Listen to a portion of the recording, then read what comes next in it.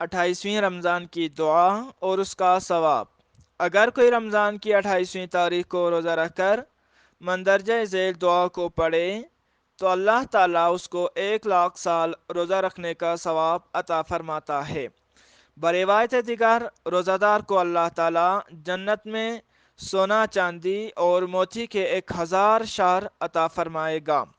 دعا یہ ہے: بسم اللہ الرحمن الرحیم، اللہم غشنی فیہ الرحمت وارزقنی فیہ التوفیق والعصمت وطہر قلبی من الفتن والتہمت یا رؤوفا بعبادہ المؤمنین برحمتک یا ارحم الراحمین۔